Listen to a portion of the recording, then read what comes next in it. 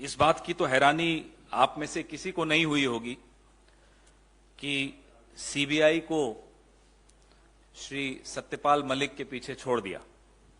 वो होना ही था। हैरानी इस बात की हमें तो हुई, मुझे पूरा भरोसा है आपको भी हुई होगी, कि ये करने में 10 दिन क्यों लगा दिए साहब ने। तबीयत तो ठीक है साहब की हमारे, 10 दिन लग गए सीबीआई को सत्यपाल मलिक जी को बुलाने में। हमें बड़ी चिंता हो रही है साहब की। या तो सीबीआई और एजेंसीज अब सुन नहीं रहे साहब की, या सोचने में मजबूर हो गए कि करें या नहीं करें, या गर्मी की छुट्टियां हो गई चले गए, हमें नहीं मालूम क्या हुआ। लेकिन 10 दिन साहब को लग जाएं एजेंसीज को सत्यपाल मलिक जी के पीछे छोड़ने में, यह हैरानी की बात है। पूरा देश इंतजार कर रहा था और इंतजार कर रहा है कि पुलवामा पर जो खुलासा सत्यपाल मलिक जी ने किया, उसके बाद सरकार की तरफ से कोई कुछ बोलेगा, कोई तो मुंह खोलेगा, कोई जानकारी देगा, कोई जवाब देगा, कोई प्रतिक्रिया देगा।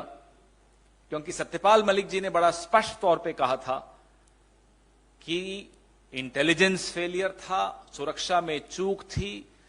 5 विमान अगर मुहैया करा दिए जाते जवानों को सीआरपीएफ के, तो ये आतंकी हमले से वो बच सकते थे। सरकार ने वो विमान देने से इनकार कर दिया।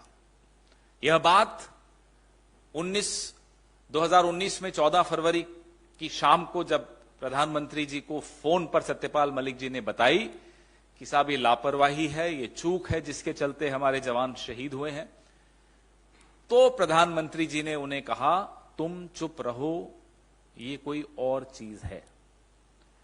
इतना बड़ा खुलासा सत्यपाल मलिक जी ने किया, एक इंटरव्यू में किया।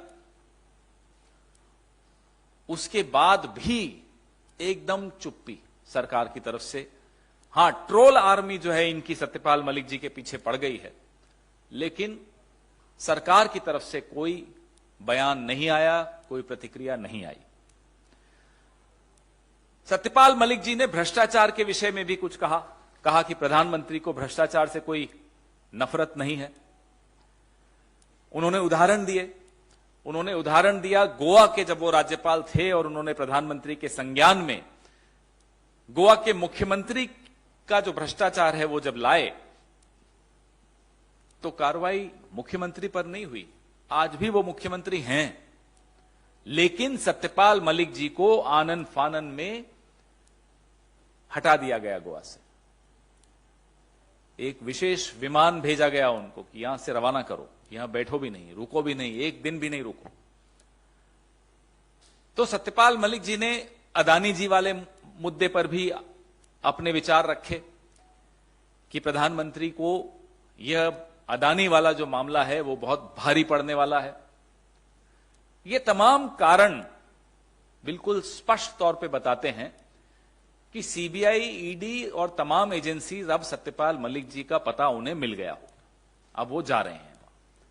आपको याद होगा यही बात बिना राम माधव का नाम लिए सत्यपाल मलिक जी ने 2021 में भी बोली थी। कहा था आरएसएस के एक